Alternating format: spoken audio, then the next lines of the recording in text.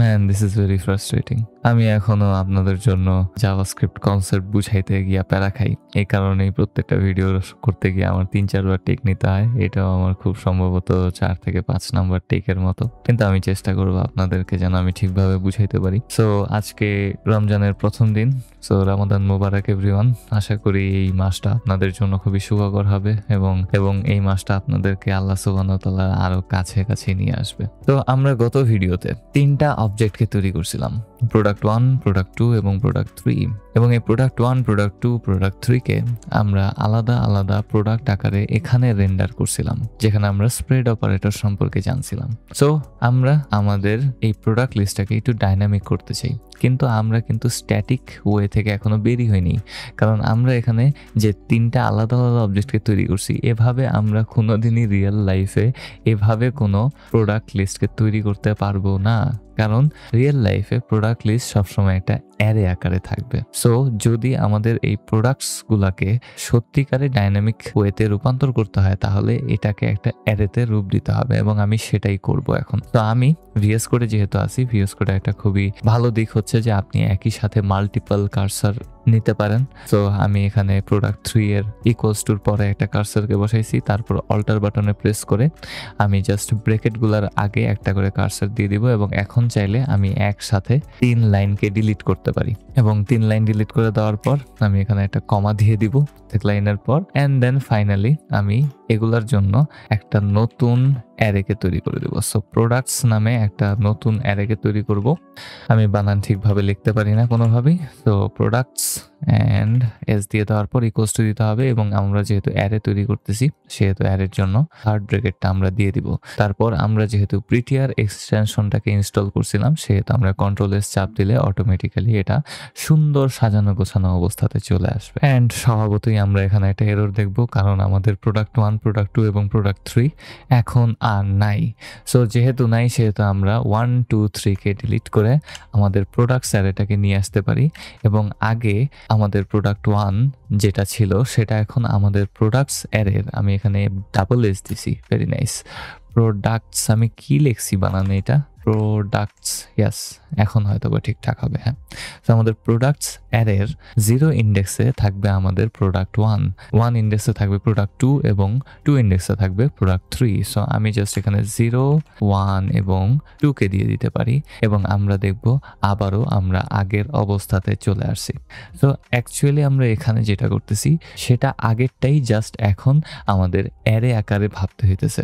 So আমরা products 0 ইন্ডেক্সের মাধ্যমে আমাদের প্রোডাক্ট 1 কে কল করতে পারতেছি, 1 ইন্ডেক্সের মাধ্যমে 2 কে, এবং 2 ইন্ডেক্সের মাধ্যমে প্রোডাক্ট 3 কে কল করতে পারতেছি। But this is still not the right way, কারণ আমরা কখনোই জানবো না যে আমাদের কাছে কতগুলা অবজেক্ট থাকতে পারে একটা প্রোডাক্ট অ্যারের ভেতরে। সো আমরা এখানে যেহেতু জানতাম যে আমাদের কাছে 3টা প্রোডাক্টই থাকবে, সেহেতু আমরা 3 বার এটাকে আলাদাভাবে রেন্ডার করছি। কিন্তু নর্মাল সিনারিওতে আমরা যেহেতু কখনোই জানবো না, আমরা কি এভাবে ম্যানুয়ালি আলাদা রেন্ডার করতে পারবো? কখনোই পারবো না। So we need other ways to solve this issue. And তখনই আসে খুবই যুগান্তকারী একটা অ্যারে মেথড জাভাস্ক্রিপ্টের, যেটার নাম হচ্ছে ম্যাপ। অ্যান্ড ম্যাপের কাজটা কি, এখন আমি সেটা আপনাদেরকে বুঝাইতে চাই। তো ম্যাপ মেথডটা হচ্ছে একটা অ্যারে মেথড, যেটা কোনো একটা অ্যারের প্রত্যেকটা এলিমেন্টের উপরে নির্দিষ্ট একটা ফাংশনকে অ্যাপ্লাই করতে পারে এবং নতুন একটা অ্যারেকে রিটার্ন করতে পারে। সো মেইন ডেফিনেশন হচ্ছে কি, কোনো একটা অ্যারের প্রত্যেকটা এলিমেন্টের উপরে একটা নির্দিষ্ট ফাংশনকে অ্যাপ্লাই করবে, নতুন আরেকটা অ্যারেকে রিটার্ন করবে, শেষ। সো আমি এখানে test.js নামে আলাদা একটা ফাইলকে তৈরি করে নিয়েছি। এটার সাথে আমাদের প্রজেক্টের কোনো রিলেশনশিপ নাই, আমি জাস্ট আপনাদেরকে দেখানোর জন্য এটাকে নিয়ে নিছি। সো আমি এখানে একটা সিম্পল অ্যারেকে নিছি 1, 2, 3, 4, 5, অ্যান্ড এটার উপরে আমাদের অ্যারের উপরে আমি ম্যাপ ফাংশনটাকে অথবা ম্যাপ মেথডটাকে ব্যবহার করব। সো অ্যারে ডট ম্যাপ মেথডটাকে ব্যবহার করতেছি, কিন্তু আমি ওই যে বললাম, একটা ম্যাপ মেথড সবসময় অ্যারের প্রত্যেকটা এলিমেন্টের উপরে একটা ফাংশনকে অ্যাপ্লাই করবে এবং এটাকে বলা হয় জাভাস্ক্রিপ্টের কলব্যাক ফাংশন।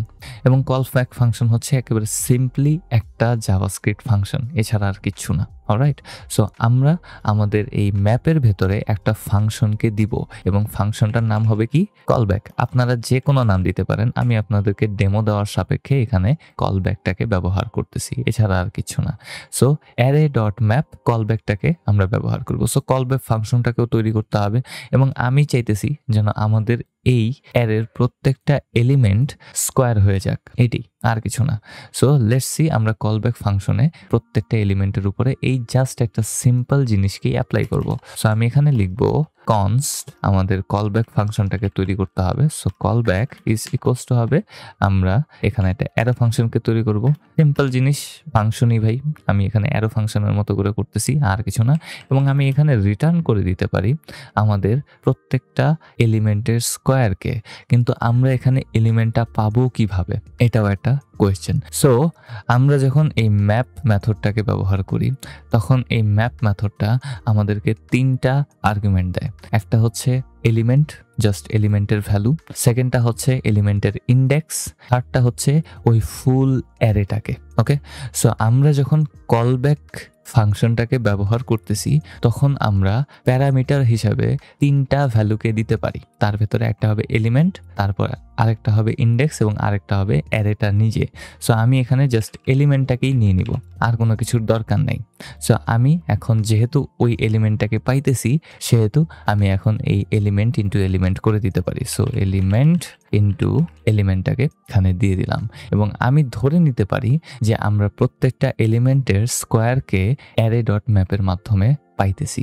অ্যান্ড এখানে আপনি চাইলে এলিমেন্টের বদলে যে কোনো নাম দিতে পারেন, ইট ডাজেন্ট ম্যাটার, কিন্তু আপনাকে সিরিয়াল মেনটেন করতে হবে। সো সিরিয়ালটা হচ্ছে এলিমেন্ট, ইন্ডেক্স, অ্যারে নিজে। সো আপনাকে যদি এখন নতুন প্যারামিটার নিতে হয় তাহলে আপনি এলিমেন্ট কমা দিয়ে ইন্ডেক্সটাকে দিয়ে দিবেন এখানে, অথবা আপনি এখানে আইএনডি দিয়ে দিতে পারেন, কোনো সমস্যা নাই। সো আমরা আমাদের অ্যারে ডট ম্যাপ মেথডের মাধ্যমে আমাদের কলব্যাক ফাংশনে আমাদের প্রত্যেকটা এলিমেন্টের জন্য স্কোয়ার ভ্যালুটাকে ফেরত পাইতেছি এবং আমরা জানি যে আমাদের ম্যাপ মেথডটা কি করবে, ফুল টু এই কলব্যাক অ্যাপ্লাই করা একটা অ্যারেকে রিটার্ন করবে আমাদের কাছে। সো আমি এখানে জাস্ট সিম্পলি আমাদের নিউ অ্যারেকে নিয়ে দিব। সো নিউ অ্যারে নামক একটা ভ্যারিয়েবলকে নিয়ে নিলাম, যেখানে আমরা অ্যারে ডট ম্যাপের ভেতরে কলব্যাক ফাংশনটাকে অ্যাপ্লাই করতেছি। অ্যান্ড এখন যদি আমি এটাকে নোডের মাধ্যমে রান করি, আমি একটু আগে রান করে দেখছিলাম কাজ করে কিনা। So node test dot JS, and কোনো কিছুই হয়নি কারণ আমি কনসোল লগ করিনি। ওকে, সো কনসোল ডট লগ, আমরা নিউ অ্যারেটাকে কনসোল লগ করে দিব and let's see if everything works fine. And হ্যাঁ, আমরা এখানে 1 4 9 16 25 কে পাইতেছি। সো আমরা প্রত্যেকটা এলিমেন্টের সাথে এলিমেন্টকে গুণ করে দিতে পারতেছি এবং কলব্যাক ফাংশনের মাধ্যমে আমরা সিরিয়াল মেনটেন করে আমাদের আর্গুমেন্টগুলোকে পাইতেছি। জাস্ট এটাই মাথায় রাখবেন, সবার প্রথমে যাবে এলিমেন্টগুলা, তার মানে প্রত্যেকটা ইন্ডেক্সের ভ্যালুগুলা, তারপরে ইন্ডেক্স নিচে যাবে, তারপরে ফুল অ্যারেটা যাবে। সো জাস্ট সিরিয়াল মেনটেন করে আপনারা প্যারামিটার দিয়ে দিতে পারেন কলব্যাক ফাংশনের ভেতরে এবং সেভাবে এটা কাজ করবে। সো আমি প্রোডাক্ট লিস্টে ফিরে আসবো এবং আমরা আমাদের এই প্রোডাক্টসগুলোকে ম্যাপ ফাংশনের মাধ্যমে রেন্ডার করার চেষ্টা করব। সো আমি আমাদের এই কম্পোনেন্টের ভেতরে চলে আসলাম এবং এখানে আমি আমাদের নতুন প্রোডাক্ট লিস্টটাকে নিয়ে নিতে চাই। সো আমি এখানে সবার প্রথমে লিখব নিউ প্রোডাক্টস অ্যান্ড তারপর আমি আমার প্রোডাক্টস ভ্যারিয়েবলটার উপরে ম্যাপ ফাংশনটাকে ব্যবহার করতে চাই এবং ম্যাপ ফাংশনটাকে ব্যবহার করলে আমরা কি ইউজ করব, এর ভেতরে একটা কলব্যাক ফাংশনকে তো অবশ্যই দিতে হবে এবং এই কলব্যাক ফাংশনের জন্য আমরা কি করতে পারি, ঠিক উপরে গিয়ে একটা কলব্যাক ফাংশনকে তৈরি করতে পারি। সো আমি এখানে কনস্ট কলব্যাক নামক একটা ফাংশনকে তৈরি করব, যেটা হবে একটা অ্যারে ফাংশন। এই অ্যারে ফাংশনের প্যারামিটার কি কি থাকতে পারে, একটা হইতে পারে এলিমেন্ট, তারপরে হইতে পারে ইন্ডেক্স এবং সাথে সাথে ওই অ্যারে নিজে হইতে পারে। সো আমি এখানে এলি এবং ইন্ড দিয়ে দিলাম। আগের বার তো এলিমেন্ট ফুল লিখছিলাম, এখানে আমি এলি এবং ইন্ড দিয়ে দিছি, আর কিছু না। অ্যান্ড আমরা এখানে আমাদের অ্যারো ফাংশনটাকে তৈরি করে নিব এবং অ্যারো ফাংশনটা আসলে কি করবে, এখন যেহেতু আমরা আমাদের কলব্যাক ফাংশনে আছি, আমাদের প্রত্যেকটা প্রোডাক্টকে রেন্ডার করতে হবে এবং আমরা চাই না এই 3 বার যেন আমাদের ম্যানুয়ালি লিখতে হয়। সো আমরা চাই প্রত্যেকটা এলিমেন্টের জন্য যেন আমাদের একটা করে প্রোডাক্ট কম্পোনেন্ট রেন্ডার হয়। তো আমরা আমাদের কলব্যাকের ভেতরে এখন রিটার্ন করতে পারি প্রোডাক্টস কম্পোনেন্টটাকে।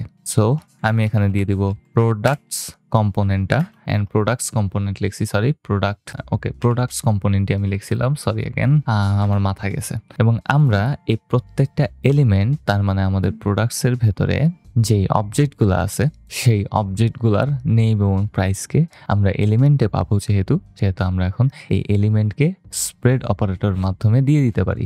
তো এখানে একটা এক্সপ্রেশন ব্যবহার করব, একটা স্প্রেড অপারেটর দিব এবং এখানে আমরা লিখে দিব এলি, অ্যান্ড দেন আমি সেলফ ক্লোজিং ট্যাগটাকে এখানে দিয়ে দিব এবং আমাদের কাজ শেষ হয়ে যাওয়ার কথা। সো আমি যদি সবকিছু ঠিকঠাক মতো করে থাকি তাহলে আমরা আমাদের নিউ প্রোডাক্টসের ভেতরে 3টা প্রোডাক্টকে রেন্ডার্ড অবস্থাতে পাইতেছি। অ্যান্ড আমরা যদি সবকিছু ঠিকঠাক মতো করে থাকি আমরা আমাদের এই প্রোডাক্টস কম্পোনেন্টগুলোকে রিমুভ করে দিতে পারি, এখানে একটা এক্সপ্রেশনকে ব্যবহার করতে পারি অ্যান্ড এটার ভেতরে আমি লিখে দিতে পারি নিউ প্রোডাক্টস। অ্যান্ড আমি বানান কখনো ঠিকঠাকভাবে লিখতে পারবো না, অ্যান্ড একটু ওয়েট করলে আমাদের স্ক্রিনে কোনো চেঞ্জেস হবে না, কারণ সকল কিছু ঠিকঠাক মতোই রেন্ডার হয়েছে। সো আমরা এখানে যা দেখতে পারতেছি সকল কিছু আগের মতোই রয়ে গেছে, কিন্তু আমরা এখানে কিছু গুরুত্বপূর্ণ চেঞ্জেস করছি। যাই হোক, আমি এটাকে আগে একটু সুন্দর করে নিই, দেখতে খুবই বাজে দেখা যেতেছে।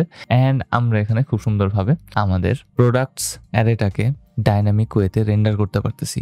সো আমি চাইলে এখানে নতুন আরেকটা অবজেক্টকে তৈরি করতে পারি এবং যেটার ভেতরে আমি নেম দিয়ে দিতে পারি অন্য কিছু, যেমন আমি এখানে নেম দিয়ে দিলাম monitor or something like that. So monitor দিয়ে দেওয়ার পর এখানে আমি একটা হালকা করে প্রাইসও দিয়ে দিতে হবে। সো মনিটর, অ্যান্ড আমি এখানে প্রাইসটাকেও দিয়ে দিতে পারি। যদি আপনারা লক্ষ্য করেন তাহলে দেখবেন অলরেডি মনিটর এখানে রেন্ডার হয়ে গেছে। অ্যান্ড আমি এখানে প্রাইস হিসেবে দিয়ে দিতে পারি 50 টাকা। ইয়াস, 50 টাকা দিয়ে কি মনিটর বেচতেছে। অ্যান্ড আমরা দেখবো যে খুব সুন্দরভাবে এখানে এটা রেন্ডার হয়ে গেছে। ইটস দ্য ম্যাজিক অফ আমাদের নিউ প্রোডাক্টস অ্যারে, যেটা আমরা আমাদের প্রোডাক্টস অ্যারের উপরে ম্যাপ মেথডটাকে ব্যবহার করার মাধ্যমে পাইছি।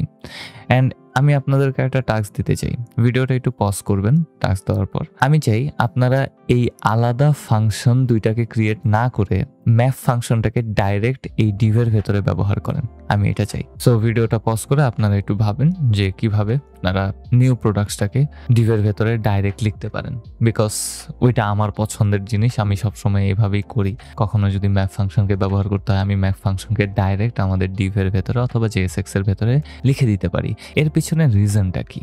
রিজনটা হচ্ছে এই যে প্রোডাক্টস ডট ম্যাপ মেথডটা সবসময় কোনো কিছুকে রিটার্ন করবে, এবং আমি আপনাদেরকে আগেই বলছিলাম যে আমরা JSX এর ভেতরে শুধুমাত্র সেই সকল জাভাস্ক্রিপ্টকেই লিখতে পারবো যেগুলো কোনো কিছুকে রিটার্ন করে।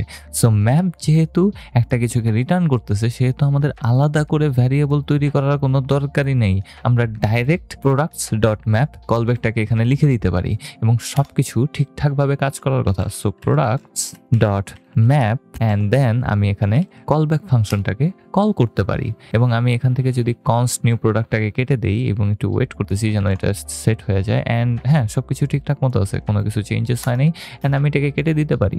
অ্যান্ড আমি চাইলে কলব্যাক ফাংশনটাকেও আমাদের ম্যাপের ভেতরে ডাইরেক্ট লিখে দিতে পারি। সো আমি জাস্ট আমাদের কলব্যাক ইকুয়ালস টুর পর থেকে যে অ্যারো ফাংশনটা আছে এটাকে আমি এখান থেকে কপি করে নিব, কলব্যাকের জায়গাতে আমি এটাকে পেস্ট করে দিব, অ্যান্ড জাস্ট একটু Ctrl+S চাপ দিব। এবং আমি ভুল করছি, আমি সবসময় এটা ভুলে যাই যে জাভাস্ক্রিপ্টের ব্র্যাকেট নিয়ে যদি একবার ক্যাচালে পড়েন ভাই ওটা ঠিক করতে আপনার যুগ যুগান্তর পার হয়ে যাবে, এর থেকে ভালো নিজে থেকে টাইপ করে ফেলা। সো আমি ম্যাপ ফাংশনের ভেতরে এলিমেন্ট নিয়ে নিব এবং একটা নতুন অ্যারো ফাংশনকে তৈরি করে নিব যেটা আমাদেরকে রিটার্ন করবে একটা প্রোডাক্ট কম্পোনেন্টকে। সো প্রোডাক্টস কম্পোনেন্টকে, সরি আমি বারবার এটা ভুল করতেছি কেন জানি না, এবং এলিমেন্টটাকে আমরা এখান থেকে নিয়ে নিব সেলফ ক্লোজিং ট্যাগের মাধ্যমে। আমি স্প্রেড অপারেটর ইউজ না করে 2টা ডট দিছি শুধু, অ্যান্ড ওয়েট করলে দেখবো যে সবকিছু ঠিকঠাক মতো আছে। এবং আমি চাইলে এখান থেকে কল ব্যাক ফাংশনটাকেও কমপ্লিটলি রিমুভ করে দিতে পারি, এবং Ctrl+S চাপ দিলে খুব সুন্দরভাবে সাজানো গোছানো অবস্থাতে আমাদের এই ফুল প্রোডাক্ট লিস্ট কম্পোনেন্টটা চলে আসবে।